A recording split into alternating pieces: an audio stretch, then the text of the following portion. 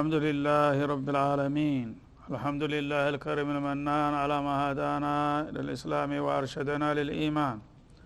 وأنزل هذا القرآن بالبرهان، وأرسل لنا أفضل الرسل بأفصح اللسان، فله الحمد والشكر على هذه النعم العظيمة والآلاء الجسيمة، والصلاة والسلام على خير خلق الله وخاتم رسول الله الذي قال ما اجتمع قوم في بيت من بيوت الله يتلون كتاب الله ويتدارسونه فيما بينهم إلا نزلت عليهم السكينة وغشيتهم الرحمة وحفتهم الملائكة وذكرهم الله فيمن عنده وعلى آله وصحبه ومن اهتدى بهذه. وبعد، فقد وقفنا في الدرس الماضي عند قوله جل وعلا من سورة الأنبياء: والتي أحصنت فرجها فنفخنا فيها من روحنا وجعلناها وابنها آية للعالمين. الآية 91. فلنبدأ من هنا. أعوذ بالله من الشيطان الرجيم. والتي أحصنت فرجها فنفخنا فيها من روحنا وجعلناها وابنها آية للعالمين. إن هذه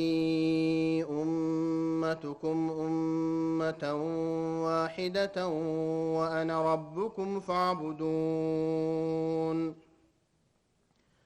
وتقطعوا أمرهم بينهم كل إلينا راجعون. فمن يعمل من الصالحات وهو مؤمن فلا كفران لسعيه وإنا له كاتبون.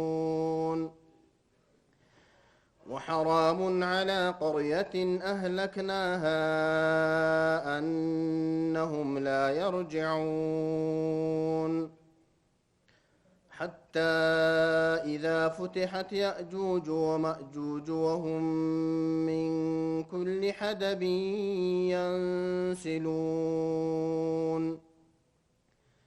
واقترب الوعد الحق فإذا هي شاخصة أبصار الذين كفروا يا ويلنا قد كنا في غفلة من هذا بل كنا ظالمين. إنكم وما تعبدون من دون الله حصب جهنم أنتم لها واردون. لو كان هؤلاء آلهة ما وردوها وكل فيها خالدون. لهم فيها زفير وهم فيها لا يسمعون. إن الذين سبقت لهم منا الحسنى أولئك عنها مبعدون. لا يسمعون حسيسها وهم فيما اشتهت أنفسهم خالدون. لا يحزنهم الفزع الأكبر وتتلقاهم الملائكة هذا يومكم الذي كنتم توعدون. يوم نطوي السماء كطي السجل للكتب كما بدأنا أول خلق نعيده وعدا علينا إنا كنا فاعلين. ولقد كتبنا في الزبور من بعد الذكر أن الأرض يرثها عبادي الصالحون. ولقد كتبنا في الزبور من بعد الذكر أن الأرض يرثها عبادي الصالحون. إن في هذا لبلاغا لقوم عابدين. وما أرسلناك إلا رحمة للعالمين قل إنما يوحى إلي أنما إلهكم إله واحد فهل أنتم مسلمون فإن تولوا فقل آذنتكم على سواء وإن أدري أقريب أم بعيد ما توعدون إنه يعلم الجهر من القول ويعلم ما تكتمون وإن أدري لعله فتنة لكم ومتاع إلى حين قال رب احكم بالحق وربنا الرحمن المستعان على ما تصفون أعوذ بالله السميع العليم من الشيطان الرجيم يختم الله سبحانه وتعالى بهذه الآية قصص الأنبياء المذكورين من قبل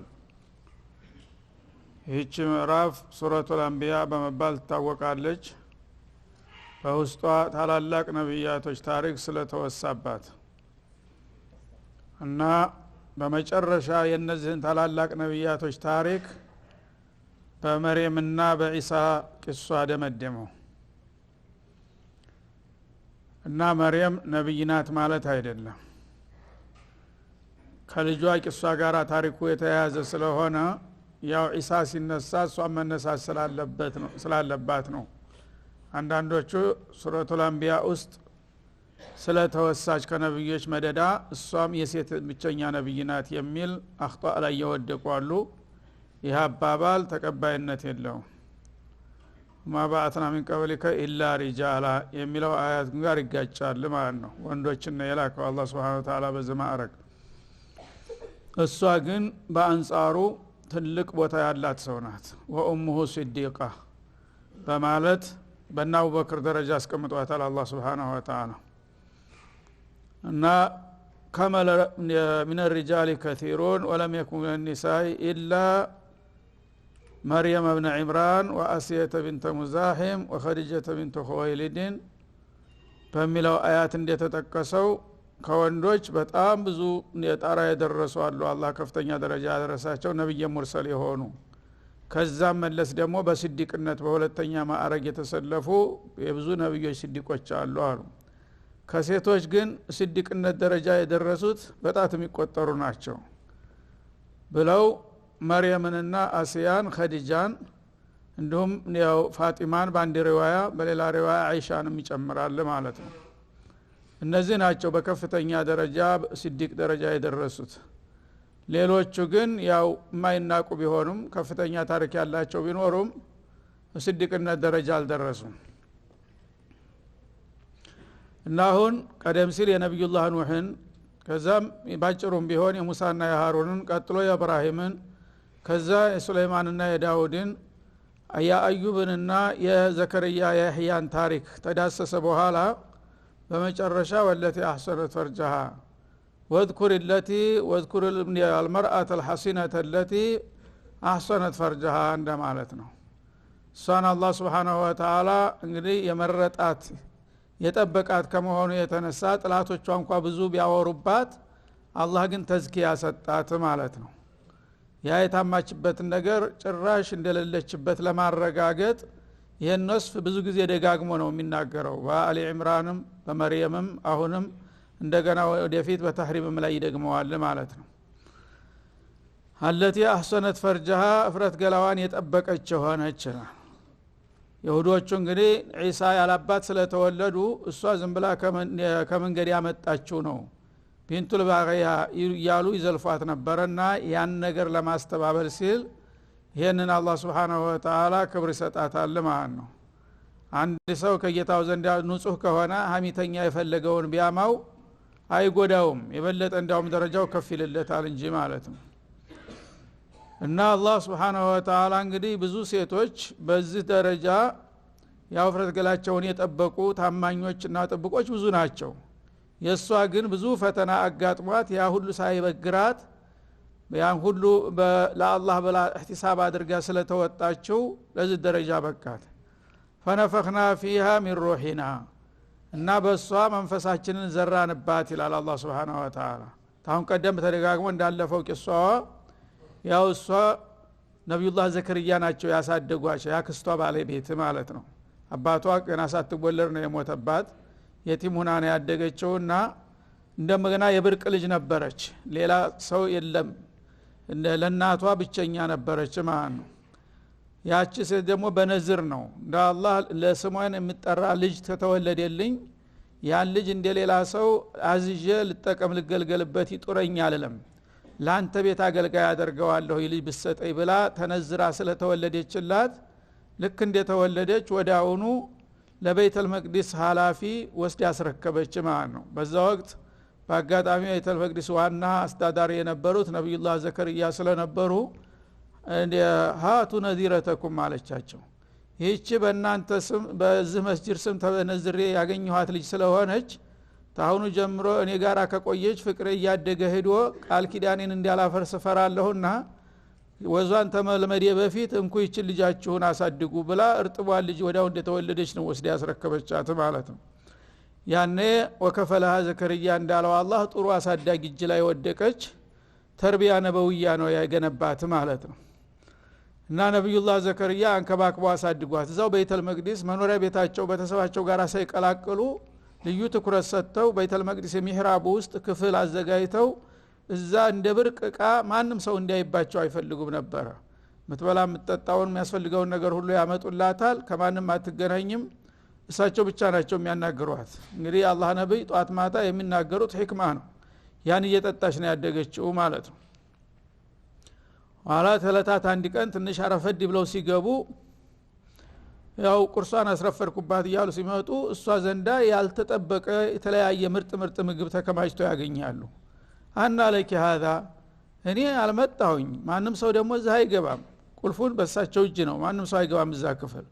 ይሄንን ነገር ከየት አመጣሽው ምግቡ ከየት መጣልሽ ብለው ባርነቆ ሲጠይቋት ይሄማ የሚረብ ያለቻቸው ማለት ነው ከጌታ የመጣ ሀዲያ ነው ብላ ተአምር ነገረቻቸው ቢተዘግቶባት አላህ Subhanahu Wa Ta'ala እንግዲህ ለትልቅ እድል ያጨው ሰው ገና ከልጅነቱ ያስታውቃልና ምን عند ربنا ከጌታችን በኩል የተላከልኝ ሀዲያ ነው አለችና አስረዳቻቸው ያኔ ለካ እንዲህ በተዘጋ ቤት ውስጥም ምግብ ማስገባት ትችላለህ ስለዚህ ለኔ ልጅ ማሰጠኝ ለምንድን ነው አሉና መካን ስለነበሩ እሳቸው ሙጥኝ ብለው ዱዓቸውን እንደገና አጠነከሩ ያኔ ደግሞ ያህያ እንዲወለዱላቸው ተደረገ በዚህ ሰበብ ማለት ነው እና ፈነፈخنا فيها من روحنا እሷም እንግዲህ ተወልዳ አደገች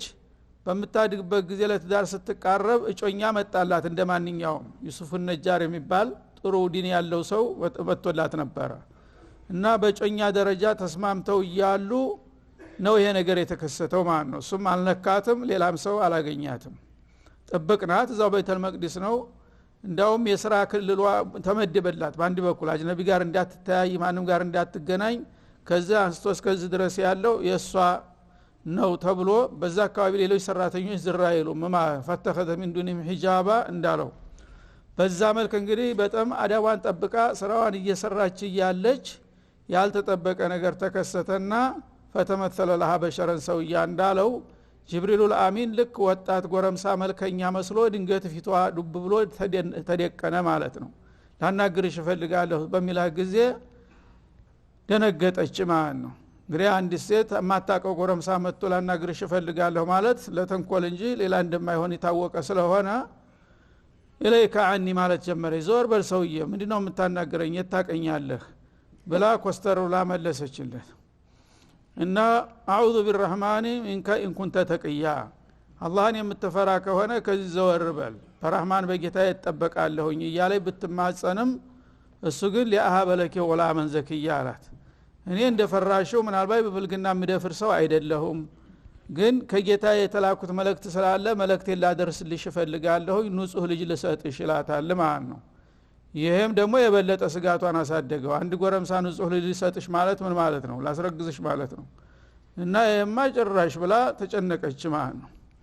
ያነ እሱ ጠጋ ብሎ ያው መልእክቱን ቀጠለ ማለት ነው አድርስ ተብሏል እና ውይይት በሚያደርጉበት ጊዜ ወዳውኑ የሱ ትንፋሽ ያው ባየር ላይ ሄዶ ወደሷ በደረቷ ገባ ማለት ነው ያ በቀጥታ ማህፀን ገብቶ ተቀላቅሎ እሷ ፈሳሽ ጋራ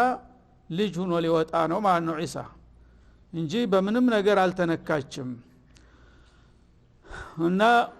አና يكون لغلام ولم يمسسني بشر ولم اكو بغيا እኔ ልጅ እንዴት ይኖረኛል በህጋዊ መንገድም ባለትዳር አይደለሁም እንደውም በብልግናም ደግሞ ጭራሽ ከማንም ጋራ ማልተያይ ሰው ነኝ እንዴት አርጎ ልጅ ሰጠሃለህ ብትዘ የጌታሽ ውሳኔ ነው እኔ ምን አገባኝ መልእክቱን አድርስ ተብል ያለሁኝ አድርሽሻለሁኝ ካሁን በኋላ የሚሆነውን ጠብቂ ብሎ ተደሱም ማለት ነው በእጅም አልነካትም ጭርሱን ከዛ ወዲያውኑ ተጸነሰ ማለት ነው በዚህ መልክ እንግዲህ አላህ Subhanahu Wa Ta'ala አያ ሊያረጋት ፈልጎ ነው እና ባጭሩ ተሩሃችን ሩህ ማለት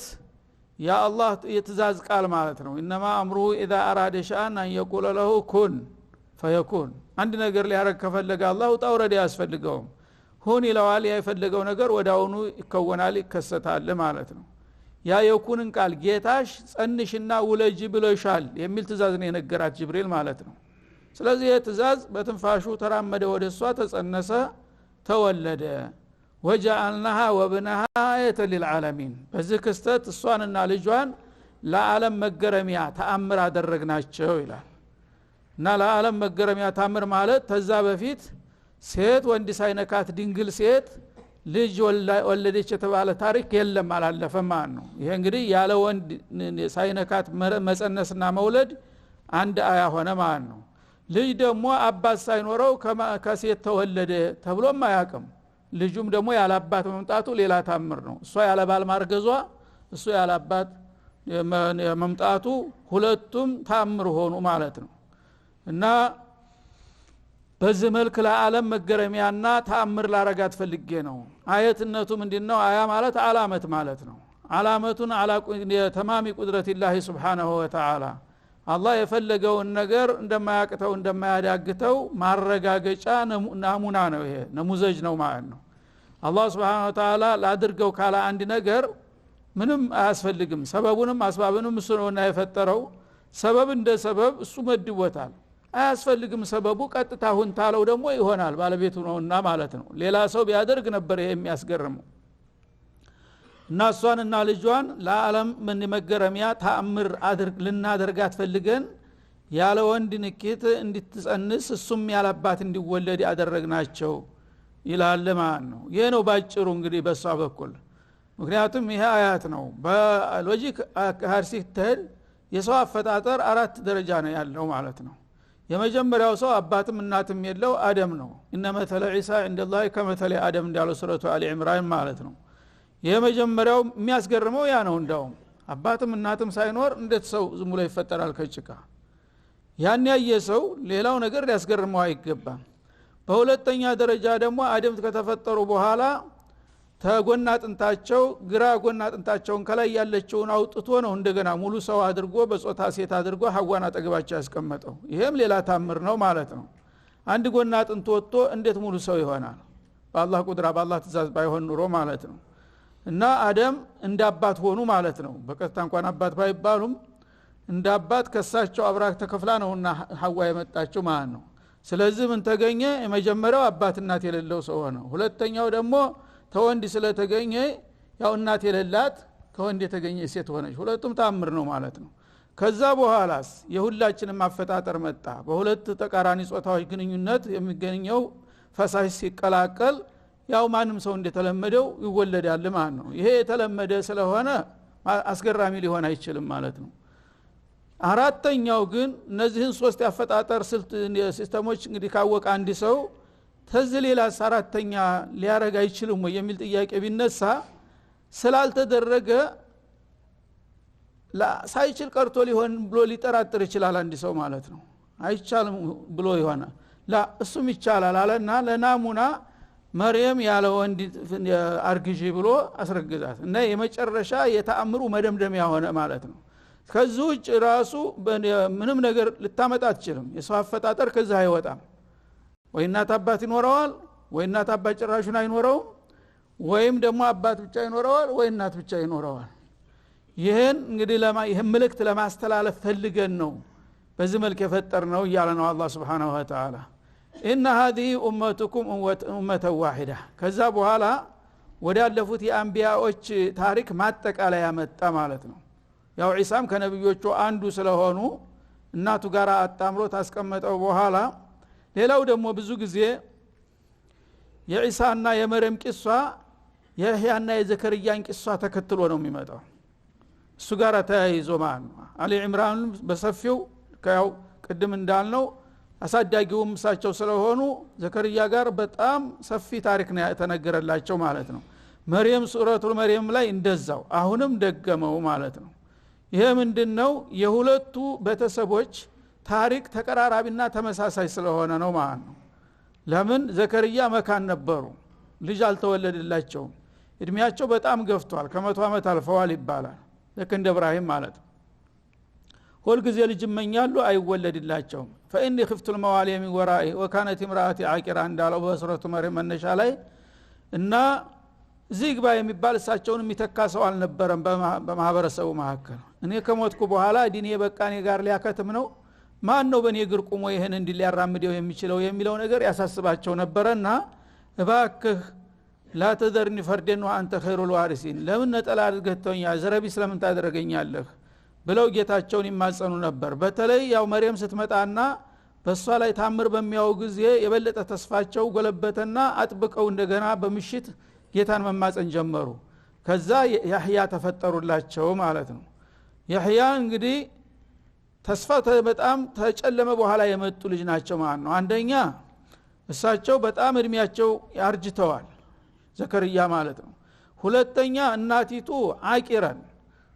መካና ድርቅ ያለ በቅሎ ነገር ነበር ማለት ነው በልጅነቷ አንድ ቀንም ጸንሳ የማታቅናት በወጣትነቷ እሷም ወደ 90 ቤት ገብታለች እድሜዋ በእንግዲህ በደንባሪ በቅሎ ቃጭል ተጨምሮ ከተባለ መካን እንደ እርጅና ተጨምሮበት ያረግዛል ተብሎ ይጠበቃል ይሄ እንግዲህ ተስፋ ተመነመነ በኋላ ዘከርያንም አላህ Subhanahu Wa Ta'ala ያን የተባረከ ልጅ ያህያ የተባለ ልጅ ፈጠረላቸው ባልተጠበቀ ሁኔታ ማለት ነው እና በዚህ መልክ የዘከርያ እንግዲህ አዲ ነው በመሰረቱ አባት አለው እናት አለው ግን ሁለቱም የመውለድ ደረጃ ላይ አልነበሩም አላህ አለውና ያረጃ ፈጀው ሽማግሌ እንደ መካን ተነበረችው አሮጊት እንዲጸነስ አደረገ ይሄ ራሱ በመለስተኛም ደረጃ ቢሆን ተአምር ነው በዚህ ደረጃ ያለ ሰው አይወልድምና በተለምዶ ማለት ነው ከዛ የባሰውን አመጣ የነ መርየምን ማለት ነው መርየም ደግሞ ጭራሹን ያወጣት ነበረች ግን መቀናጃ የላትም ባል ስለሌላት ድንግሏ ልጅ እንዴት አርጎ ታረግዛለች ተብሎ ይጠበቃል አላህ ካለ ምን ችግር አለ አለና መውለድ ያለብሽ ብሎ በመለክት በቃላስ ያጸነሰው ማለት ነው ወከሊመቱሁ ይላል ይሄ ቃል የውጤት ነው ከሊማው ምንድነው ኩን ፈየኩን ወለጅ ብየሻለሁ ወለጅ አለቀ የጌታ ትእዛዝ ነው ማለት ነው ስለዚህ የትእዛዙ ውጤት ነው ኢሳ በዚህ መልክ እንግዲህ አላህ Subhanahu Wa Ta'ala እሷንና ልጇን ለዓለም ተአምር መገረሚያ መደነቅ ያደረግናቸው ይላል ማለት ነው إن هذه أمتكم على ከዛ በኋላ እነዚህ ቀደም ሲል የተጠቀሱ ነብያቶች የናንተ እንግዲህ አርአያ ምሳሌ የሆኑ ቡርኖች ናቸው አንድ ወይም ኡመቱኩም ማለት ይሄ ቀደም ሲል በነብያት የተጠቀሱት ሁሉ ዲኖች የናንተ ሚላ መንገዶች ናቸው ሁሉም ነብዮች የመጡት በአንድ ቁም ነገር ላይ ነው ተውሂዱላህ Subhanahu Wa Ta'ala አንድ አላህን ብቻ አውቃችሁ ለሱ ብቻ ተገዙ የሚል ጭብጥ ነው ያስተማሩት ሁሉም ነብዮች ማለት ነው እና ኡመቱኩም ማለት طريقتكم طريقه واحده او ملتكم مله واحده او سنتكم በዚህ ሁሉ ፈስረውታል ሰለፎች ማለት ነው እና ሁሉም ነብዮች ምን ድንቁም ነገር ነው ሊያስተምሩ የመጡት ወህዳንየቱላህን ነው ከአላህ በስተቀር ምንንም አታምልኩ እኛ ነብዮች ብንለያይም ዙሮ ተልኳችን አንድ ነው እና ረሱል እንዲያሉት አልአንቢያኡ አብናኡ አላህት እና ለአቢን ዋሂዲን ወሊ ኡማሃቲን ሸታ የአላህ ነብያቶች የጣውንቶች ልጅ መስላሉ አሉ አንድ ሰው 3-4 ሚስቶች ይኖሩታል አንድ ባለጸጋ ከሁሉም ይወልዳል በሚወልድ ጊዜ የነዛ የተለያዩ እናቶች ልጅ የማን ልጅ ተብሎ ነው የሚጠራው? በየናታቸው ስም ነው የሚጠሩት? በአባታቸው ስም ነው። የመሐመድ ልጅ ነው ሁሉም የሚባሉት። ከዛችም ትወለድ ከዛችም ይወለድ ማለት ነው። እና ነብዮችም እንደዛ ናቸው። አንድ ጭብጥ መሰረታዊ ጉዳይ ላይ ነው አላህ የላካቸው። ስለዚህ ልክ አንድ አባት እንደተወለዱ ናቸው። የሁሉም መርህ ላ ኢላሃ ኢላላህ ነው። ከዛ ውጭ ምንም ያስተማረ የለም ማንም ነብይ መጥቶ ማለት ነው። ግን እናታቸው የተለያዩ የሆኑ ልጆች በአባታቸው አንድ ቢሆኑም ያው የተለያየ እርቀት አላቸው ማለት ነው። መጠነኛ ውስጣዊ ልዩነት ይኖራል ማለት ነው። ነብዮችም እንደዛ ናቸው። በሸራኢዕ እንደዛ ይለያያሉ። መሰረተ ዲኑ ላይ ይገናኙና ሁሉም ላ ኢላሃ ኢላላህን ያስተምራሉ። ግን ወደ ዝርዝርና ወደ ቅርንጫፍ ሲወርዱ የተለያዩ ስርዓቶች ሊኖራቸው ይችላል ማለት ነው። በመሰረተ ሐሳቡ ከተስማሙ በጥቅቅን ቅርንጫፎች ቢለያዩም እንደ ልዩነት አይቆጠርም ማለት ነው። እና ወአነ ረቡኩም ፈዕቡዱን ይሄ ነው የሁሉም ነብዮች መርህማን ነው። ይህች በተለያዩ ነብዮች ያላኩላችሁ መመሪያ የሁላችሁም ዲን የሁላችሁም መንገድ ናትና እሷን አጥብቃችሁ ነክሳችሁ ያዙ። እሱም እንዴነው ኹላሳው አነ ረቡኩም ኻሊቃችሁ ራዚቃችሁ እኔ ብቻ ነኝና ፈዕቡዱኒ ወሂዱኒ ቢልዒባዳ በዒባዳ እኔን ብቻ አምልኩ ከኔ ውጭ የሆነን ምንም ነገር አታምልኩ የሚለውን ጭብጥ ነው ሁሉም ያስተማሩትና ይሄንን እንግዲህ እንድታጠናክሩ ነው አሁንም የምነግራችሁ ይላል። ወሰለላሁ ዐለይሂ ወሰለም አለ ነብዩ ወላሊካ